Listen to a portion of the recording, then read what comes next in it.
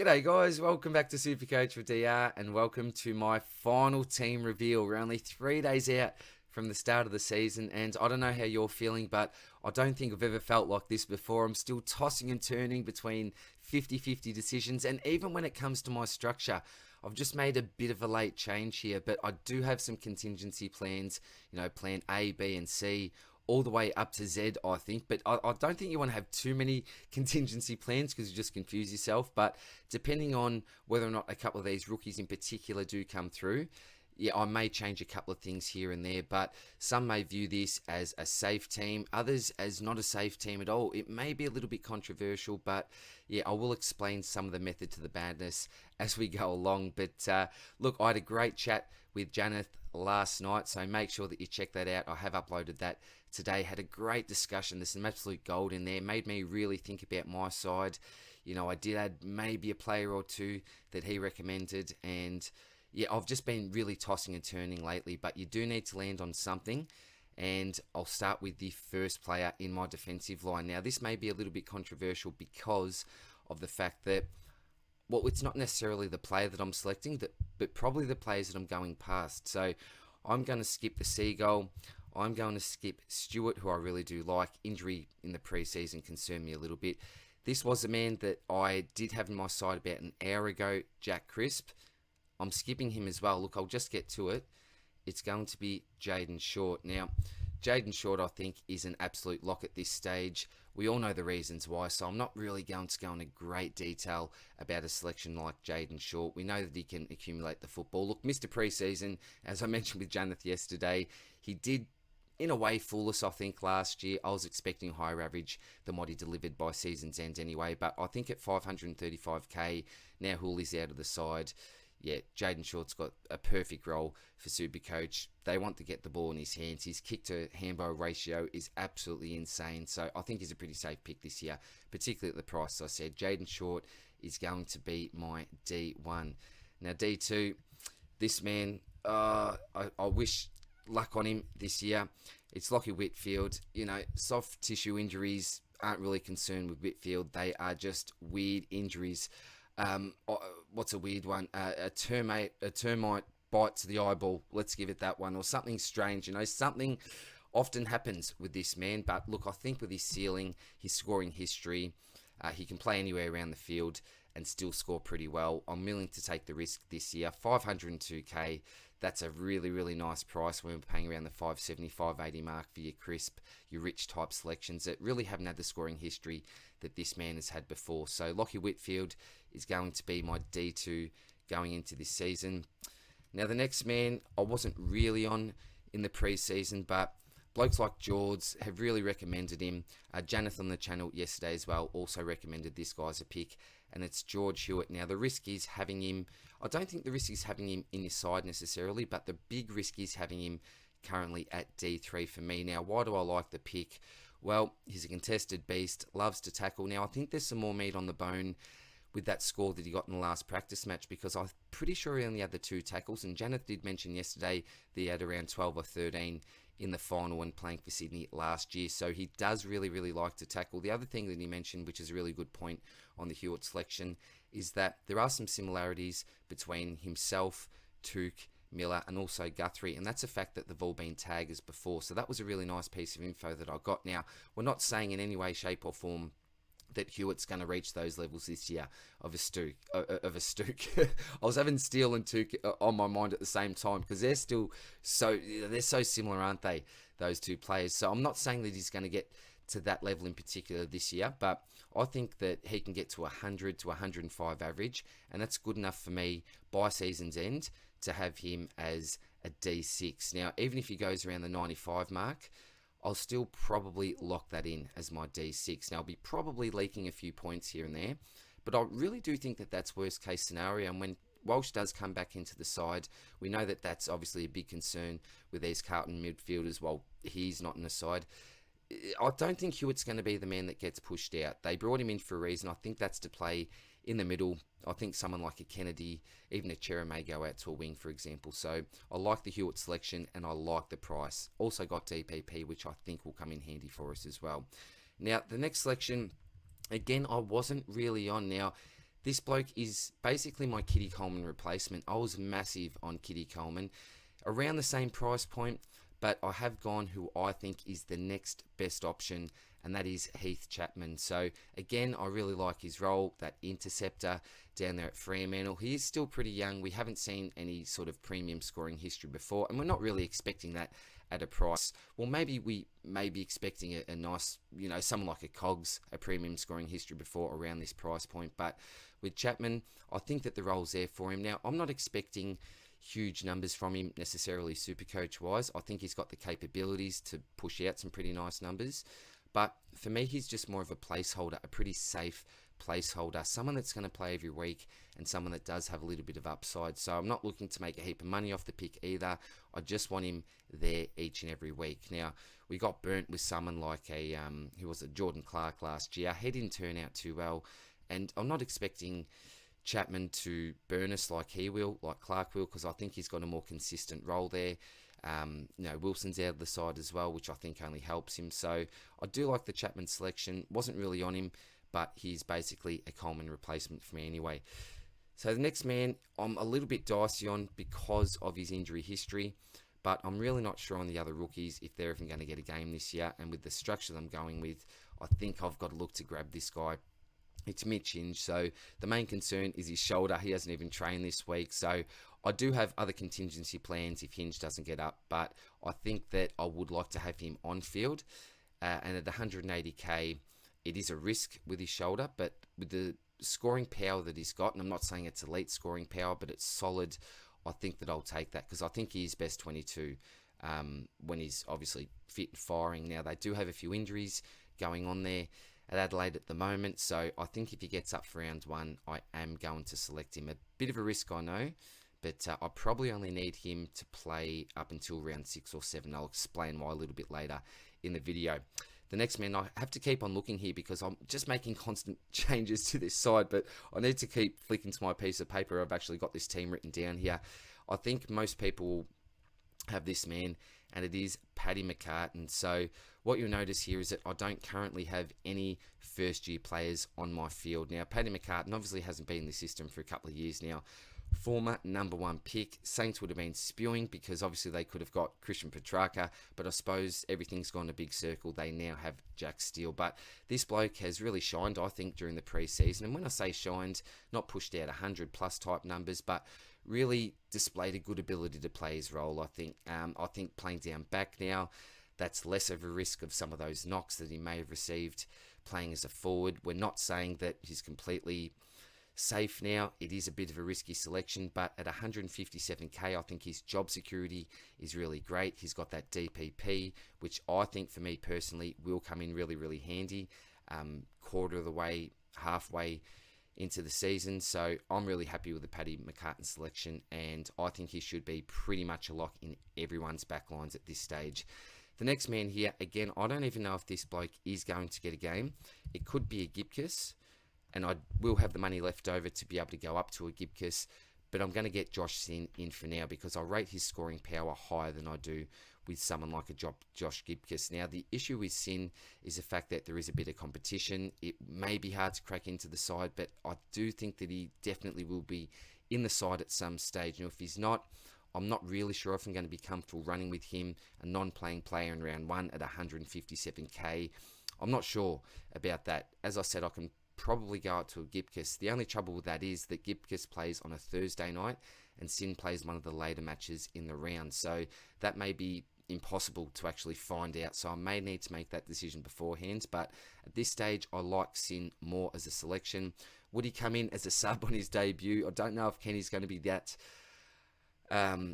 unkind to do that. But at the same time, if this bloke does play round 1, Kenny does have a history of showing faith in these guys. We know the famous 3 before that draft where they absolutely nailed it with Rosie, Butters, and also Dersma. So they all got early games. If Sin does play round 1, I do expect that they are going to give him a crack and play for at least the first 3 or 4 weeks. So he's in for me at the moment. And the other bloke who I think is a bit of a no-brainer is Sam De Koning. So where are we?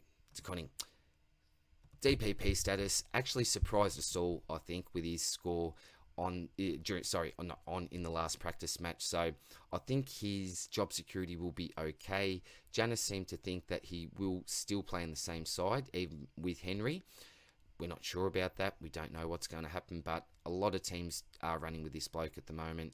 And again, that defensive forward status does come in handy. What do we do if he doesn't play? Well, I think a lot of our structures are going to be a little bit stuffed, to be quite honest, because I think he's a pretty popular selection.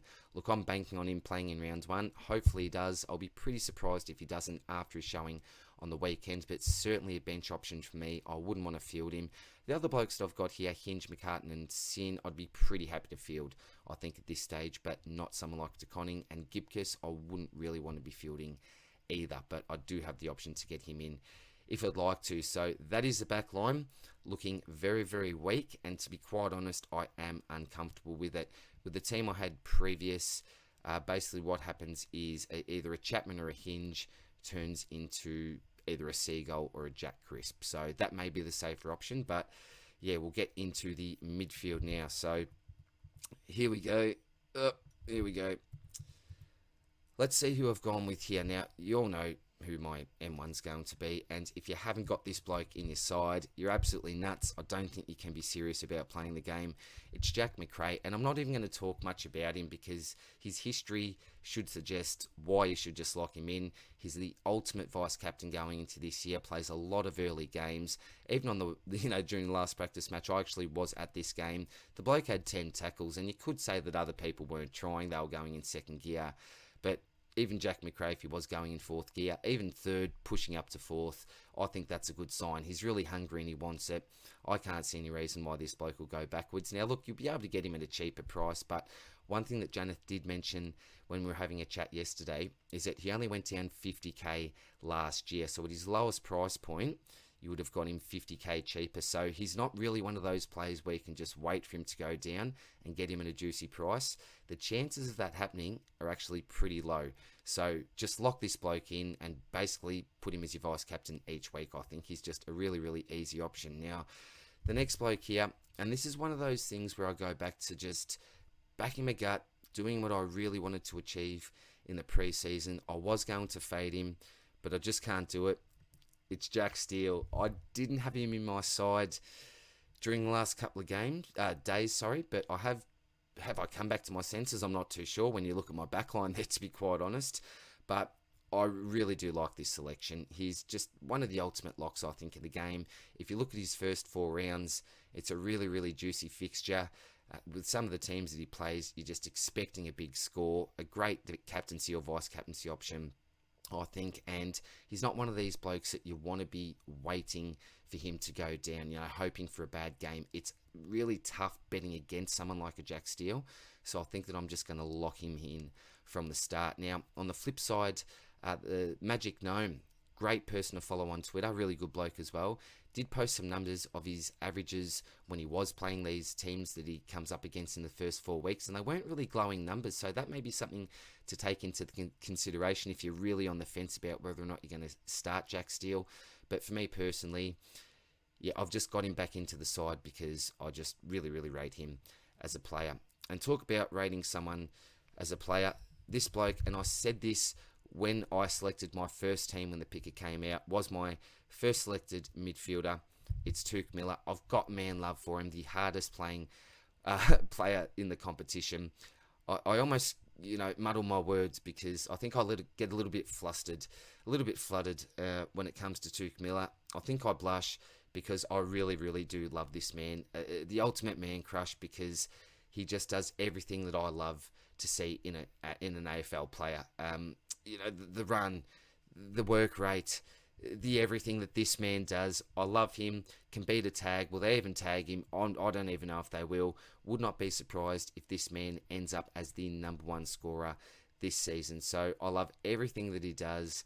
Tuke Miller, yep, just get him my side. And I'll tell you what, I don't know what this bad man is going to do to the Eagles come round 1. It could be big things. So even if Jack Macrae gets a 130 odd and I've got him as my vice captain, geez, you take that with Miller coming up against the Eagles? I'm not too sure, but you would be a brave man to go against a score like that. But yeah, I don't need to say too much more. I think you can tell how much I love this pick. Tuke Miller for me is an absolute lock, and I would have taken him over Jack Steele. Steele was the man that I did drop when I didn't have one of the big three. Now next, this man as well, I think has to be an absolute lock. Again, one of my favourites from the Lions, Lachie Neale. Now, this man has produced numbers like Steele and Miller, and not only numbers like Steele and Miller, he's gone a lot higher than that. I'm talking 135 plus. So, Lachie, now it's a different season. He's a different man. So many things were going wrong for him last year. The injuries, we all know about that. But it was also the off-field stuff, having a baby, well, him not having a baby, his wife Jules having a baby in particular, being away from their family in WA. That was really, really tough for him. So mentally, I don't know if he was 100% committed to his football. And look, who can blame him? Family's always got to come first. Even though he's a professional footballer, I'm a big family man myself. And I've got to say that family comes first for me. So don't blame Lachie Neale for being a little bit, sidetracked, I suppose, last year. And of course, his injuries as well. It just seemed like he was just constantly dealing with different niggles, constantly coming back, just no continuity in his game. But we did see what he did in the Melbourne game. I think he equaled the record for disposals last year in that game. So it just goes to show that he was starting to come good. Had a flawless preseason as well. There's been talk of him not playing in the midfield. I think that's absolute rubbish.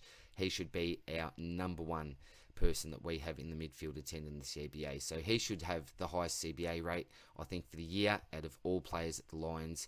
He's an absolute lock at that price. You're getting him for 140k cheaper than someone like a Jack Steele, and he's got the potential to achieve Jack Steele numbers. Now, don't get me wrong, if he was at the same price as a Steele and a Miller, I would probably drop someone like a Neale, but when you're getting him at 540k, you can't pass that up, I don't think. Another man that I don't think I could pass up, and someone that I probably wasn't planning for, is Matty Rowell. Now, worst case scenario, he gets a 450k or gets injured early. I can't believe I said he could get injured early. I hope that he doesn't, because I just want to see the best of this man. And even if you don't have him in your Supercoach side, it'd be pretty hard to disagree that you just want to see him get back to his best, because he is awesome to watch. Something that will be really fun to have in your Supercoach side. But I wasn't expecting him to produce what he did during the practice matches. And, all pre-season, there's been great reports coming out about Matty Rowell. And it's hard to believe until you actually see it, but what I saw really did just blow me away. His contested possession rate, had 18 contested possessions, was tackling. A little bit concerning that he didn't do too much on the outside, but what he does on the inside is just fantastic. And best of all, as we mentioned yesterday, he had no strapping. So look, at 340k, it's really, really hard to pass up. And best case scenario for me, and this is what I'm hoping anyway, is that I'm purchasing a really, really cheap M8. Now, what's he going to average by the end of the season? I'm not too sure, but I'm hoping that he could even go up to a 110. If he can do that, that would be ideal for me. I'm getting my M8 at 340k. And the best thing about it is when you look at this midfield, there's only 3 spots left to fill. So I've already got your McRae, your Steele, your Miller, and your Neale, who I think will be right up there in regards to averages, and I don't think they'll be available at a really, really cheap price. I think I'm definitely missing Clary. He's the other bloke that I really rate alongside these 3 or 4 that I've got at the moment. So Clary, I'd definitely look to get in. You probably have to pay a higher price for him, but again, he has shown that he can throw in a stinker here and there, and a stinker being around the 80 mark, maybe a 75 at times. So Clary would be the man to come in, and then you've pretty much got 2 spots for some other fallen premiums. Who's that going to be? Maybe a Parish if he gets tagged or comes off a couple of quieter games. A Bont, we know that he can be quiet at times. There's a number of players that could fill the void here. Someone like a Sam Walsh, I'm really, really keen on. I'd probably love to get him in the side. So when you take that into account, I'm probably not going to have to spend a heap in this midfield. And with someone like a Matt Rowell, even if he doesn't end up being a keeper, I still definitely see a world where he can make 150k, particularly starting off against the Eagles in round 1. He could do anything just like Tuke Miller could as well. So Rowell, I really rate as a selection, and I think he really is, unfortunately, at his price point, and a lot of us didn't want to go really mid-pricey in the midfield, almost a must-have, as I mentioned. The next bloke, and this is where it's a little bit controversial because I'm going pretty heavy in my midfield, but it's Jared Berry. And again, talk about man love for Tuke Miller. I do have massive man love for Jared Berry. Now, the last practice match, he didn't perform near as well as what he did in the first practice match. But at the same time, he certainly did enough to warrant selecting him at his price at 268,000. Now, the good thing with Berry is that he does have scoring history on his side. This bloke has averaged a 97 before and an 80 plus as well. So to be able to get him at that price point, it's too tempting to pass up for me anyway. He's my favourite player in the competition. Similar to Rao, he's just going to be awesome to watch. I may be a little bit different to other people, and you may say to me, no, go away from this pick. Take, the heart out of it. Think with your head. But I think with my heart and with my head with a pick like Berry. The only issue I think with selecting Berry with the structure that I've got is that I could easily just be going a rookie. I could easily get Berry out or Rowell out, which is something that I may even have to do depending on circumstances come round one. But at this point, I really like Berry as a selection. I think that he's going to be a really good money maker. A stepping stone for me, hopefully around the buy. So he does have the last buy. As soon as that comes, I think we flip him. Or else, durability is a little bit of a concern. Maybe you're looking for a particular price point. That could just be 150k. I'm not too sure. Maybe 200k, depending how greedy you get. As soon as he gets to that, flip him before he gets injured, because there is a chance that he may go down at any point. So it really depends on how you want to work with this pick. But I think starting him is a good decision. I'm a big, big fan of Jared Berry. Now, the next man is an absolute lock, and I'm not even really going to talk about him. Nick Dacos. Again, you're crazy if you don't have him. Just get him in your side. The next bloke I really don't want to have to bet against. There have been some versions of my team where it has been out of it, but horne-francis, not a lot of discussion here. Very, very highly owned player, and I don't want to miss out with what's a 60% ownership, I think, at this stage. The next man, again, I think is a must-have. Now, I'm not even going to talk too much about him. I'll actually put his first and last name in, because it's hard with the Zoom at the moment to get right down to all the players. But that's Josh Ward. I wasn't planning for him. You plan for other cheaper players at stages during the preseason, and it's unfortunate this year that I think that we just have to pay up for certain premium priced rookies, I was going to say. And Josh Ward is one of these blokes. I really didn't rate his chances of scoring well during the preseason, but that last practice match, wow, what can you say? He was their best player. 30 plus disposals, contested, uncontested, I think, and playing the inside and the outside. There's a few players missing at the moment, so that role may not be as friendly at some stages during the season, but he's a talented kid. We know that they want to play their youth, so you just got to have him. Not much discussion. Just get this bloke in your side. Definitely make sure that you've got him. Now, the next bloke here is one of his Hawthorn teammates, and how do you spell it? Have I butchered that? Yes, it's M-A-C-D. It's Connor McDonald. Does he play round one? I hope that he does. I think that he does. There's maybe a chance that he doesn't.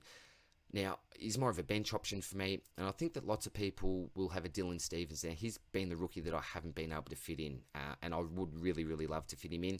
He may come in, depending on what happens, but yeah, I'm going with McDonald at the moment. I think he's going to be a really nice bench option, particularly at that price point as well. Now, this is a little bit controversial, but I am actually starting with a loophole at this stage. Given the fact that McRae has all of those early games, I like to lock in, 125 plus and be pretty safe with my vice captaincy option. I think Long is going to be a good option for a loophole. If you did catch my loophole video that I put out during the preseason, I'm thinking about a bit of a different strategy. Normally, if you're selecting a loophole, you go with someone who you don't think is going to play for the whole season. But someone like Long, I think, will come into the side at some stage. Kicked 4 behinds in the last practice match. So if they're 4 goals, wow, he probably actually plays round one. Had he not select him if he puts 4 through the big sticks? But at this stage, I think I'm going to use him as a loophole with the idea that he will come in at some stage during the season. I think there is a high chance of that happening. When does that happen?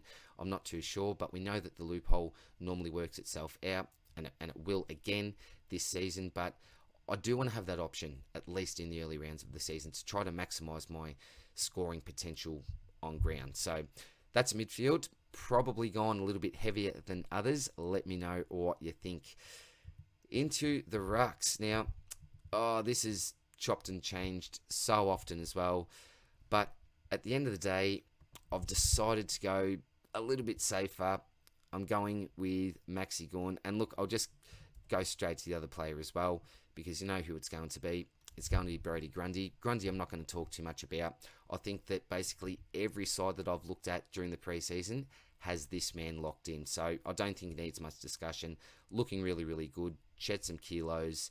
I don't think he was even trying too much during the last practice game. Maybe going in second to third gear. So yeah, we've all got him. Don't need to talk too much about him. Now it's all about Gawn versus Darcy, isn't it? Now, I didn't have Gawn in my side for a long, long time. But it just got to a point where you think to yourself, with Darcy, is it just too much of a risk starting him? Now, we know with Darcy that he's got that massive, massive ceiling, and he's a player that could certainly hurt you not having him in your side. But Max Gawn at the same time, I think does have a really big ceiling, but that ceiling has gone down with the addition of Luke Jackson coming into the side. And that's why a lot of us weren't looking to select Gawn and go a little bit different this year, but I'm going back to the well, I think, and it's all about that durability risk with Darcy. Now, this really has been a daily swap. Gawn, Darcy, Gawn, Darcy. I keep thinking to myself, no, Darcy's upside. You know, I can't miss out on that. I'm even saving 12k, which may be handy in a case of emergency. There's a lot of things that are going through my mind with this pick, but with some of the other selections that I've made, they may not be the safest.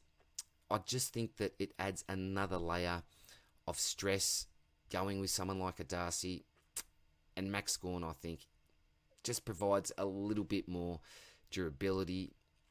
Oh, it's tough, isn't it? See, even now I'm thinking, should I just get Darcy back in, but with that massive ceiling? But look, one thing that I will quickly mention, if you didn't catch the last video I did with Janeth, is that he did mention that that score of Darcy's may have been inflated when he kicked that really, really nice goal. And that's something to take into account with his score that he got for the practice match. And I was thinking to myself that, well, if he scores something like that when he didn't really even take a contested mark, get around the ground too often, then what's he actually going to do when he is back at full fitness and actually during the season trying his best and going in fourth gear? That's something I didn't want to miss out on, but maybe that's something to take into account, that was inflated a little bit there. But look, that's how I'm going with at the moment. And the other player that I'm going with is Hugh Dixon. Look, hopefully he plays. I think with Darling out for at least the first 4 weeks, Allen's out. We know there's just so much carnage at West Coast at the moment. At 102k, if he's named round one, I think that you just select this bloke, and hopefully he can provide a little bit of cover if we need it early. Hopefully we don't, because we're selecting Gawn and Grundy for their durability and hoping that we can just not worry about this for the majority of the season or for the remainder of the season. The only time we'll need to worry is possibly during the buys, because again, these blokes share the same buy.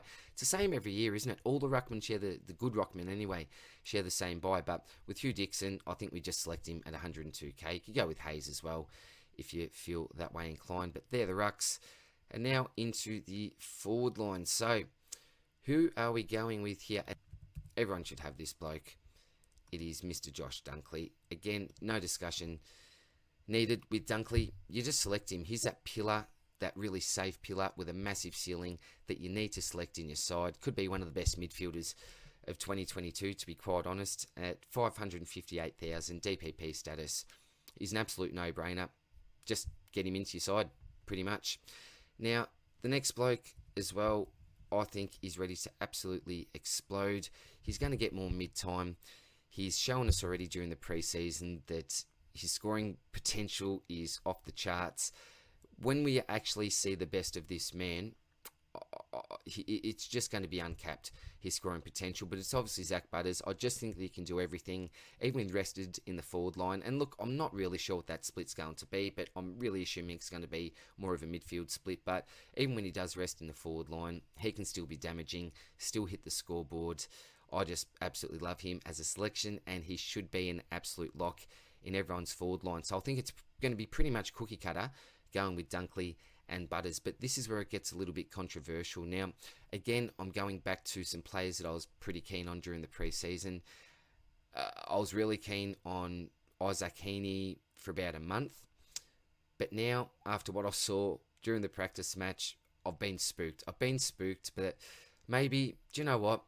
it's all a lie. It's all a lie. He's really not going to be getting any midfield time. He's going to spend a lot of time up forward, particularly with Papley out. Now, I know that Buddy is apparently fit and firing and comes back into the side. Does that then allow Heaney to go back in? I'm really not too sure about it. So at this stage, I am fading him. But a man that everyone will have is a man... is it P? Yes, it is. It's Stephen Coniglio. Again, no discussion needed with him, but it's the position where he sits in this forward line. He's currently at F3, so did fade Heaney and have faded all of those other 440k odd blokes. The next bloke that I'm going with, I actually was on him during the preseason, early on in the preseason. I hadn't really seen him play. I hadn't heard much about him. It was more of a gut feel due to the traits that he possesses and a potential role that he may have. And that is Mr. Mitch McGovern. So, why do I like Mitch McGovern? Now, I just think that he does have... Where is he? McGovern. MCG. There we go. Mitch McGovern. Now, why did I like him in the preseason? Now, I copped a little bit for this, to be quite honest, and after a little bit of interesting conversation about McGovern, I got him back out of the side. But what I saw in the preseason, I really, really loved, and I thought, you know what? It's a really, really nice role for Supercoach, and he can play the role. I think he was born to play this role. At the price point, I think it's pretty friendly for what he can produce. It's a massive risk with his hammies. Durability is not great.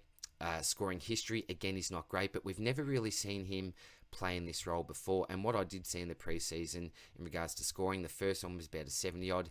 Second game was 100 odd in around 64% game time from memory. Now, if you add an extra 15% game time onto that, then what does that become? Possibly a 115. So I think that role with his athletic traits, a really, really nice contested mark. He read the play really, really well. There was a lot to like about this pick. Certainly some red flags. Is no guarantee. Do they put some forward defensive pressure on him so he can't impact the contest with ease, maybe like he did with Melbourne? But in saying that, and I know it was a pre-season match, but he was coming up against some pretty fine opposition there. So one of those gut feel picks. And then I thought, looking at the numbers, it probably does make sense to select him. So pretty mid-pricey, but the great thing that I like with McGovern, and a lot of the theme of this team is all about forward planning. And my forward planning suggests that he's an absolute lock to get DPP status. And look, the back line is looking a little bit weak. I think that Mitch McGovern, come round 6-7, could be a little bit of a saviour there. And remember, I've got McCartan, I've got De Koning there that I can make a pretty easy flip with, most likely De Koning, so he can come back into the forward line. McGovern, you can play on field. And then I can pretty much manage to keep De Koning off field in my forward line. That, again, comes down to some forward planning. So I'll show you what I'm doing now. The next guy, I haven't really been keen on. Again, he was in my first team when I opened up the team picker. I have gone back to him, and it's Will Brodie. Now, we talked about him last night, and there were some red flags with the Will Brodie selection, namely the fact that he can only really play one role. Some people view that as a plus, others as a negative. He came to Fremantle, well, as a bit of a bundle, didn't he? With a pick, bit of a salary dump, most people thought. But he has impressed a little bit more in the preseason than what some people expected, I think. Now, issue for him is competition. Erasmus, we haven't seen Fife play in the midfield. He'll certainly need some minutes. Some people have said that Croden had a very high CBA rate, so that makes him a little bit safer. But what Brodie does have, and what he did show, is that scoring potential. And at that price, he's one of those players that I think could hurt you if he does play really well and if he is a successful pick. So, look, the thing with Brodie is that I can easily go down from him. I can go down to a rookie from him, and if it doesn't work out, it's annoying. I understand that. But with the overall strategy, what I'm thinking of is, at least if I start a little bit higher with some of these picks, that I can always go down if needed. So with Brodie, yeah, I'm not rapt to have to do this. It is a little bit of mid-price madness, and that could hurt me, because when we review the side when it's completed, you will see that there potentially may be a lack of keepers, and that's one of the rules that I am breaking this year, but it may be the year to do so, I think. The next bloke as well was not in my radar. Big shout out to my man Eno, because he was on this pick before most others, I think. And look, he's someone that I did not consider whatsoever, and it is Cherry. So look, you've got to have a combo, don't you? A berry and a cherry. I've currently got both of these blokes in my side at 208k with his potential role. I think that this could be absolute gold. Now, there's lots of arguments against him. I think you're either really for this pick or you're pretty much really against it. Now, why are people against it? It's because of the competition that he's got there. You've got your Edwards, your Combin, your CCJ, lots of big fellas that really would love that number one ruck role. Some also may argue on the flip side to that CCJ probably better forward than a ruckman. Combin, he's always been flagged for more of that forward role also alongside Larky. But I think the good thing is that Goldie actually looked pretty good as a forward. And when I say pretty good, didn't do magical things or amazing things, but I think he was solid enough, and he should be able to partner up Larky and give him a little bit more support down there. So with Goldie being able to do that, you probably then look at who is the next best ruck, not necessarily who is the next best forward. And this man, from what he produced, I think is that. Now, what I saw from him was contested marks in all the areas of the ground, and he looked really, really hungry. There was a contest where he just put his head down, went so hard at the football, took out a couple of players, didn't quite get it, but did just break open the contest and let other players get the ball, get the crumbs. So the fact that he did it, in the air, he played really well in the ruck as well, and also did it on the ground, suggested that he really did play one of those all-round games. And David Noble has been talking him up as one of the best performers. It might have been the top 6, I think he said, during the pre-season. I think they really like what they see from him. And remember last year that they were asking for a future second-round pick. St Kilda really interested in trying to bring him across. And I was really thinking to myself, surely they'll end up just going with a third or fourth round pick. They'll accept that at the end of the day. But no, they stuck fat. And I think it was for a reason, because they really did rate him. So I see that number one ruck role currently being Cherries, or at least sharing that with Goldie at this stage. Now, I could be wrong on that. I'm not too sure. Again, we'll have to see team sheets. It will be very easy for me to go down to someone else, so I'm not too concerned about that.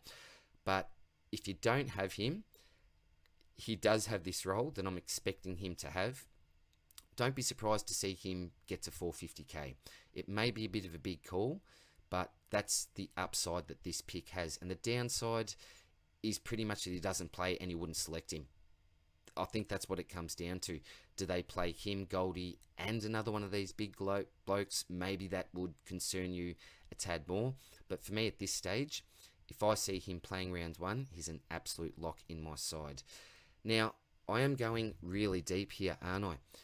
But what I'm looking for is some job security with my rookies, particularly on my bench. And I think that this bloke has the ultimate job security, the best probably, well, apart from McGovern, but you're paying an extra, 70-odd K for the McGovern selection. So Josh Rochelle, I think having the luxury of having him as my M7 is a risk, because lots of people have him just say M7, F7.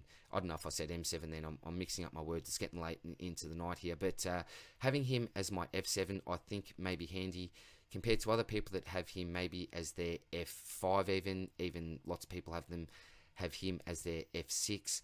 I think for me, he's one of those players that may score you 100 one week. It may be similar to a Jimmy Rowe, or he may give you a 40. It's that role. And when I say that role, the good thing with him is that he's more of that high half forward role rather than that small forward role that plays closer to goal. He does come up the ground, so I still think that his scoring potential is really, really good, but I still think that he's a must-have for me, even with this structure. I just think that it's going really, really safe. Probably too safe for some, but for me, I want to have him on my bench so that I can count on someone coming onto my field in case of emergency. If one of these blokes don't work out well, then that's okay. I've got Rochelle there, and I can even go to someone like a Nick Martin, who's at 102k.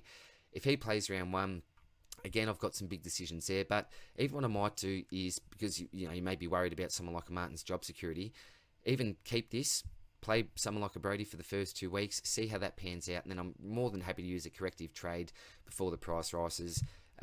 Get someone like a Martin in for a Brody and then use that cash elsewhere. Even a trade boost, I think, may be a really good idea to use before the start of round 3 this year. But that's a whole other strategy to think about, isn't it, when you're going to use your trade boosts.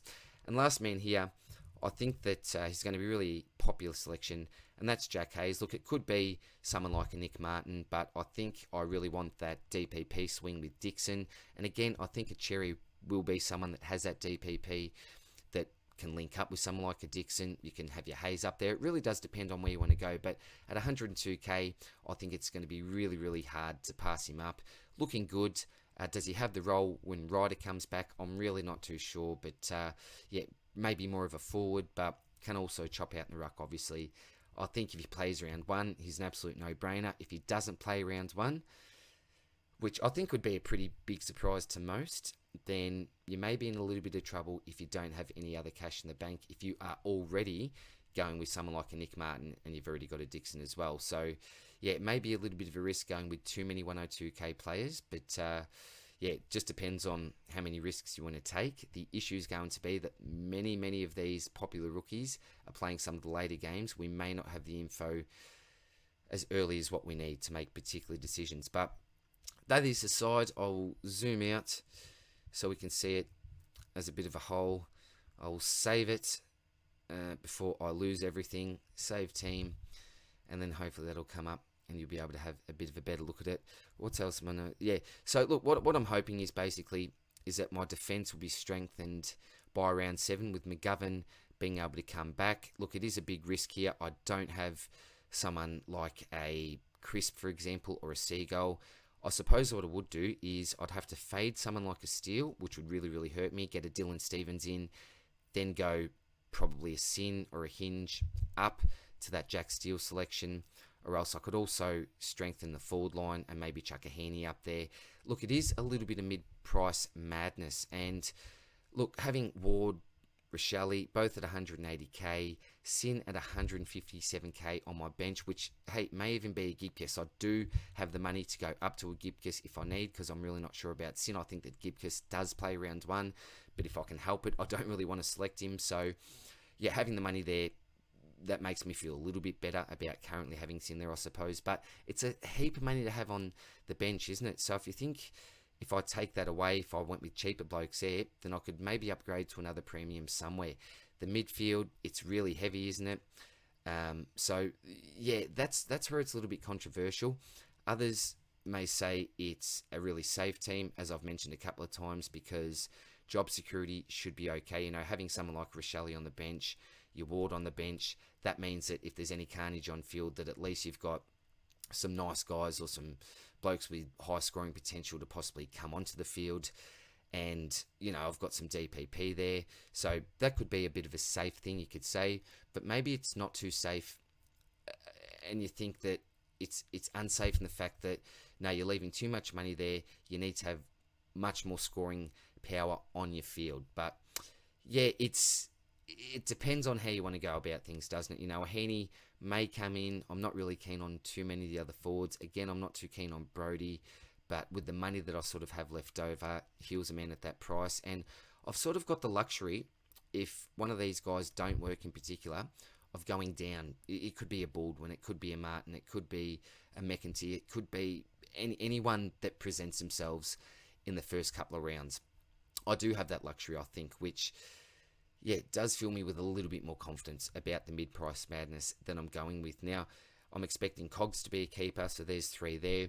I'm expecting, obviously, the top 4 here to be keepers, with Rao as a luxury keeper as my M8. Again, best case scenario there. And I do view the top 3 as keepers also. Hewitt I'm selecting as my D6, and Short and Midfield I think will finish anywhere in between that sort of 2 to 6 range.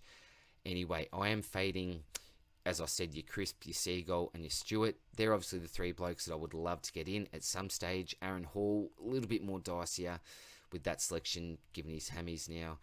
Dawson, maybe a selection that needs to come into the side at some stage, but I'll let that, play itself out. But look, that is the side, guys. Let me know what you think. I don't even know how long I've been banging on for now. I'm tired. I'm absolutely buggered. This has been mentally exhausting putting this side together, but that's what it is. It may be a little bit risky with the mid-price madness, and hey, as I said, I've got a few other variations that I may go with, but that's how it is for now. So thanks very much again for all of your support during the preseason. I really do appreciate it. We're a few days out. I am getting on Big J's channel for a quick chat with him. I think that's going to be tomorrow, maybe even the next day. See how I go for time. But yeah, that really should be fun as well. So take care, guys. Hope all is well, and I'll see you soon in the next one. Good luck coming into round one. Cheers, bye.